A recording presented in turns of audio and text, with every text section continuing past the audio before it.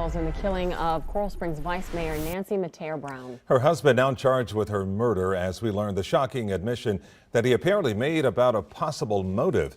Local 10's Ray Ramos is live in Coral Springs today with the very latest. Roy.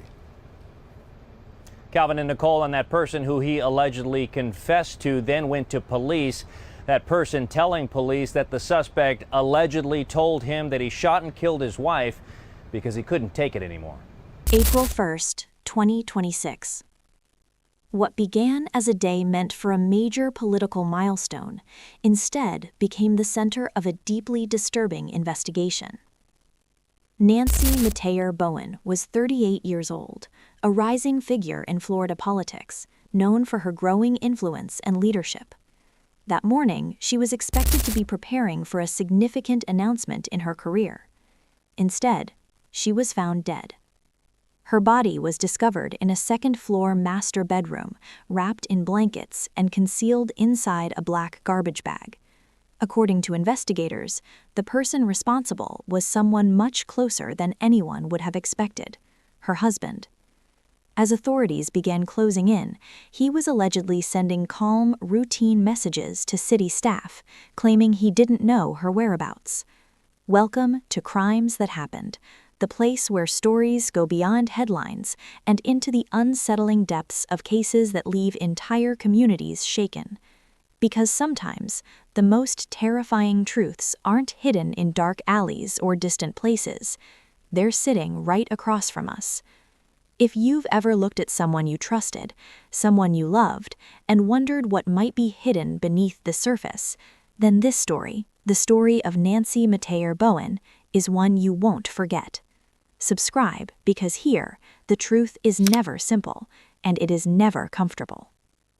This is the story of a woman who devoted her life to justice, only to be denied it in her own home. To understand the full weight of what happened on Northwest 127th Avenue, you first have to understand who Nancy Metayer Bowen was and what she represented to so many people. An environmental scientist by profession, she was a 38-year-old first-generation American who became a trailblazing public servant and a powerful voice in her community. In Broward County, she stood out, not just as an elected official, but as an advocate who carried purpose into every decision she made. She was the daughter of Haitian immigrants, raised within the cultural depth of South Florida's Caribbean American community.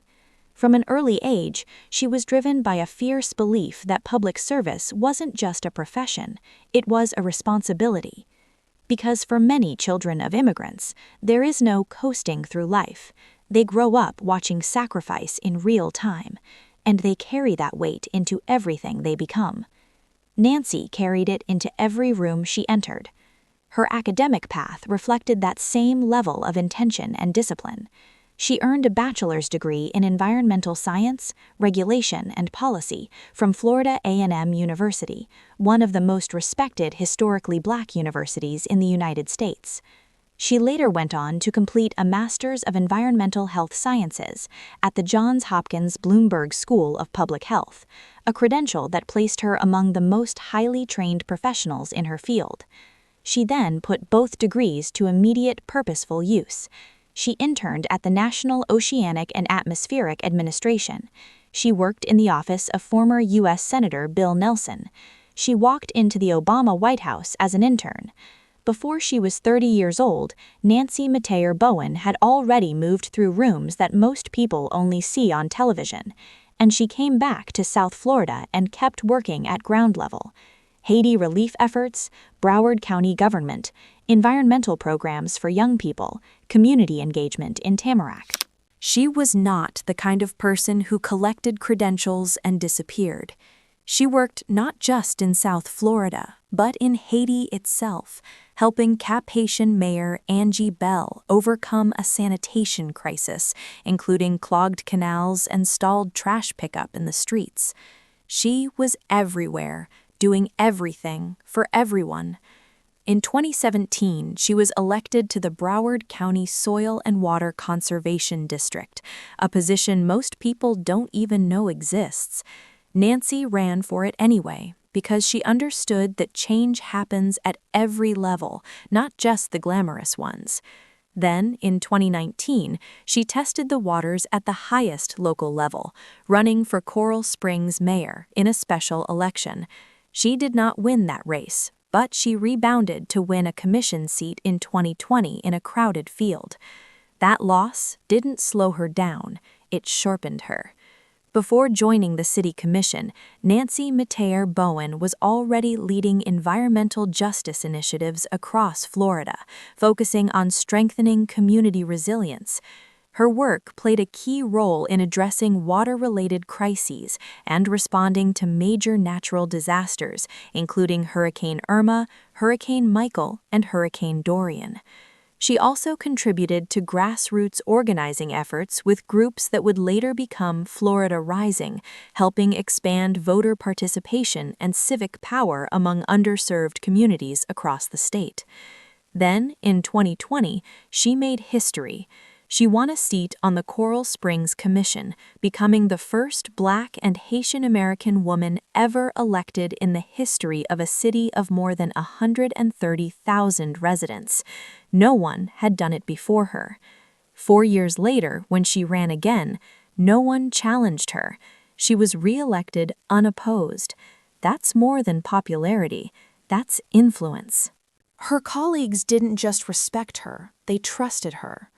Commissioner Joshua Simmons described her as their battle buddy, someone who showed up consistently, worked tirelessly, and connected deeply with the people she served. That kind of presence, steady, grounded, and genuine, is rare in politics. Nancy had it naturally. She served across multiple advisory boards and committees, including affordable housing, environmental sustainability, multicultural affairs, and the Broward County Climate Change Task Force, as well as the Florida League of Cities Legislative Committee. Recognition followed her work. She earned top 20 under 40 honors from the Haitian American Chamber of Commerce, received a United Nations Clean Water Advocacy Award, and was inducted into the CLO Institute Leadership Circle. Most recently, she had taken on a role as program manager for Miami-Dade County's Climate Ready Tech Hub, an initiative focused on driving innovation in climate resilience. In 2024, her influence expanded onto the national stage. She was selected by Joe Biden and later Kamala Harris to serve as Florida Caribbean Vote Director for their presidential campaign, organizing and mobilizing one of the most politically significant diaspora communities in the state.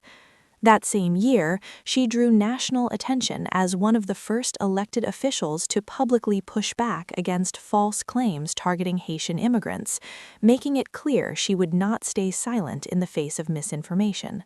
She wasn't just participating in politics, she was shaping it. She was a combatant for her people. By early 2026, those who knew her well understood that Nancy Metayer Bowen was preparing for her biggest leap yet. The congressional seat representing Florida's 20th district, currently held by Representative Sheila Sharilis McCormick, who was herself facing federal charges for allegedly funneling millions of dollars in disaster relief funds into her own campaign, needed exactly what Nancy represented: a clean, credible, community-rooted candidate. Nancy was that candidate. Representative Jared Moskowitz posted on social media, "I'm in shock. I was just with her on Saturday. She just buried her brother. She was about to announce she was running for Congress. The announcement was locked in for Thursday morning, April 3, 2026. At 38 years old, Nancy Metayer Bowen was not at the peak of her career. She was still climbing. She never got the chance.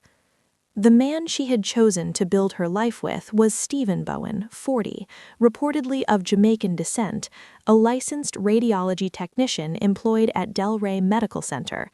He was listed as the chief operating officer of Men of St. Luke, a nonprofit focused on creating a community for fellowship and discipleship among men who want to live life successfully in the eyes of God. A faith-based man, community-oriented, at least on the surface. Sources told the Miami Herald that the two had been high school sweethearts, and they married in 2022 in Broward County, purchasing the home on Northwest 127th Avenue the following year. He was involved with a Masonic lodge called the Most Worshipful Union Grand Lodge of Florida and a competitive shooting club. In his Instagram profile caption, Bowen wrote, "God, husband, armed." His social media featured posts of him at gun ranges and boar hunting with rifles and a spear. His criminal history was thin, limited to a few misdemeanor charges, including a cannabis possession charge from 2009 that was dismissed and various traffic violations. By Nancy's own public account, things between them were good. In November 2024, she marked their second wedding anniversary with a post that told you everything about how she felt. The photo she chose wasn't taken on a beach or at a fancy dinner. It was taken right in front of the Coral Springs City Seal at City Hall, the place that represented everything she had worked for. Her caption read, "2 years with the amazing Stephen Bowen. Cheers to love, growth, and building a beautiful life together." She was happy. She was proud. She was building something, a career, a marriage, a future, all at the same time. From the outside looking in, they were a couple moving forward together, a woman ascending in public life, a man rooted in faith and community work, no red flags that anyone has spoken about publicly, no prior incidents on record, just two people building a life until they weren't. On the afternoon of Tuesday, March 31st, 2026, something shifted. Stephen Bowen called his mother. According to the arrest report, his mother mentioned that he spoke with her at around 4 p.m., saying he had a panic attack at work and that he was going to speak with his wife about it that night. She did not know of any marital issues between the couple. Whatever conversation took place inside that home that Tuesday night ended not with resolution, but with gunfire. According to arrest documents, Bowen allegedly used a pillowcase as a makeshift silencer as he blasted 3 shotgun rounds into Coral Springs Vice Mayor Nancy Metayer Bowen inside their home late Tuesday night. The use of a makeshift silencer speaks to something deliberate, not an explosion of rage, but a calculated act. After shooting her, he wrapped her body in blankets and black garbage bags and placed her remains on the bed in the second-floor master bedroom. Then, according to court documents, he walked downstairs and went to sleep. Wednesday morning arrived. Nancy Metayer Bowen had meetings scheduled, important ones. Coral Springs Police Chief Brad Mock had been scheduled to attend a 9 a.m. commission meeting with the vice mayor, but she missed that meeting along with an earlier meeting that day. The silence was deafening to everyone who knew her. Commission Relationship Manager Luam Germay reached out. "Hi, Stephen. Lou here. I'm trying to reach Nancy. Can you please ask her to call me?" Germay wrote. But it was a close friend of Nancy's who first sensed that something was deeply wrong. The friend had tried calling Nancy and got no answer, so the friend called Stephen. Whatever Stephen said, however he sounded, it was enough. His response struck that friend as suspicious, and rather than accept the explanation, the friend immediately dialed 911. Meanwhile, Stephen continued the performance by text. "Hey, Luam," Bowen allegedly replied. Texted her, "She is not picking up." He then added, "Where is she? Her car is not at home." He was pretending to search for a woman he had already killed. Coral Springs Police Department officers performed a wellness check on Metayer Bowen at her home at approximately 10:04 a.m. Upon arrival, officers discovered a deceased black female victim within the residence and positively identified her as Vice Mayor Nancy Metayer Bowen. Stephen was nowhere to be found.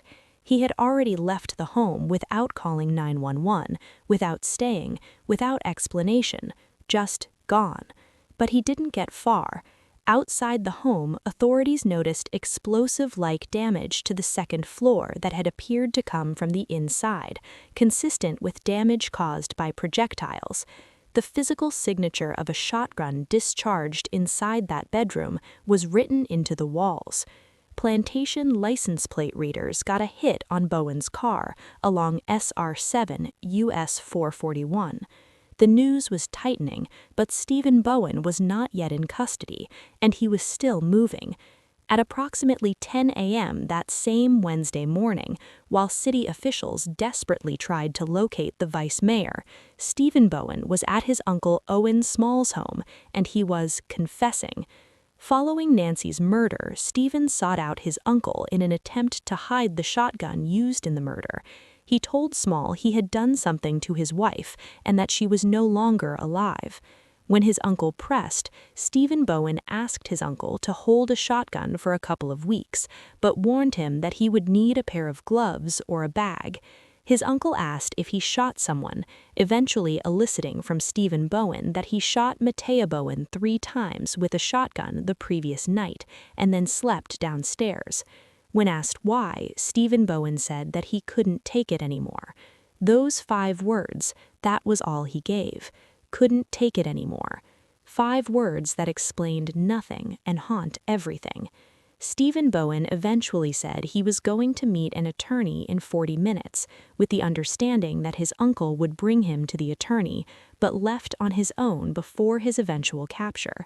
Owen Small sat with that confession for approximately 4 hours.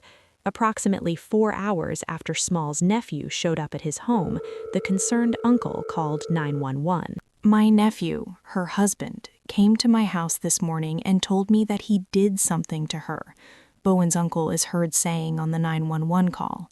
That call broke the case open entirely. Armed with probable cause, a direct first-person confession relayed through the victim's uncle, a SWAT team forced entry into the home. Officers discovered Metayer Bowen's body in an upstairs bedroom, wrapped in blankets and placed inside garbage bags.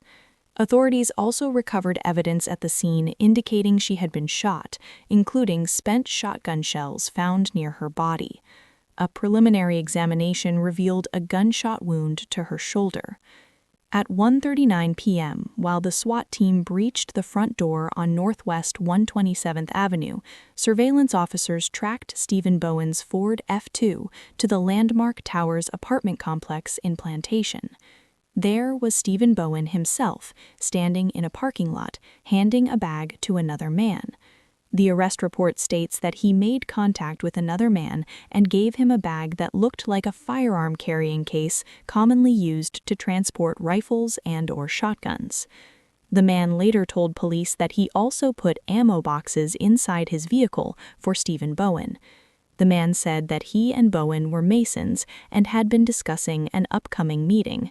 He said he did not know that Bowen had been involved in anything criminal, but when authorities arrived and took them into custody, Bowen reportedly said, "Oh, they're here for me." The shotgun, the murder weapon, was recovered from that bag. The fellow Freemason, later identified as Leslie Washington Jr., was entirely innocent, pulled unwittingly into a cover-up he knew nothing about. Both men were taken into custody. It was immediately clear that Washington Jr. had no knowledge of the crime. At 5:45 p.m., Police Chief Brad Mock stood before cameras at City Hall and confirmed it.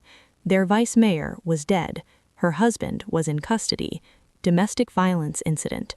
No other suspects. Just like that, in a single morning, everything Nancy Metayer Bowen was about to become was over. The following morning, a judge denied bond for Stephen Bowen. He made a brief first appearance in Broward County Bond Court, where a judge found probable cause and ordered him held without bond. His attorney invoked his right to remain silent. The Broward County State Attorney's Office requested he be held without bond. He's scheduled for formal arraignment where the state is expected to present the recorded confession as primary evidence. Stephen Bowen, 40, charged with premeditated murder and tampering with or fabricating physical evidence, is being held at Broward County's main jail. The grief that descended on Coral Springs and on Florida's political community was immediate and visceral. "My heart is extremely heavy," Coral Springs City Commissioner Joshua Simmons said. "For those of us at City Hall who were touched by Vice Mayor Nancy Metayer Bowen, this is something that's going to take a lot of time to deal with." Senator Chevron Jones put it simply, "The world is darker this evening without her light in it." Florida Democratic Party Chair Nikki Fried said she had embraced Nancy at the party's leadership summit just 2 weeks before, never imagining it would be one of our last moments together. The Metayer family had already been brought to its knees by tragedy. In December, Metayer Bowen's 26-year-old brother, Joshua, died by suicide after a years-long battle with schizophrenia. He was a survivor of the February 14, 2018 mass shooting at Marjorie Stoneman Douglas High School. A family that had already been devastated was devastated again, this time by the man who had promised in a Broward County courthouse in 2022 to love and protect her. The family released a statement. "On behalf of our entire family, we are deeply saddened to share the passing of my beloved sister Nancy Metayer Bowen. She was not only a cherished member of our family, but also a dedicated public servant who committed her life to improving the lives of others." The statement continued, "While many knew her as a leader and advocate, we knew her as a sister, a daughter, and a friend whose warmth and laughter filled every room." Across social media, the Haitian diaspora came together in a way that was unlike anything people had seen in a long time. Because to that community, Nancy was not just a politician with a good resume. She was proof. Proof that a first-generation Haitian-American woman could walk into a room full of people who didn't look like her and win. Proof that their community had a seat at the table. She was their highest elected representative in Broward County, their loudest voice in Florida politics. And she was gone. Now let's zoom out, because as devastating as this is on a personal level, this story is about something much bigger than one woman, one man, and one house in Coral Springs. Nancy Metayer Bowen was killed the night before her biggest announcement by her own husband inside her own home. And that single fact forces a conversation that makes a lot of people deeply uncomfortable, because it completely dismantles the idea that success protects you, that education protects you, that a title protects you, that a platform protects you. Nancy had a Florida A&M degree, a Johns Hopkins master's, a seat at the commission table, a future in Congress, the respect of lawmakers across the entire state, a UN award, a White House internship. Senator Rosalind Osgood said in a statement, "I get up every day and go to work so that young women don't have to die like this anymore." None of it, not one single bit of it, mattered behind that front door.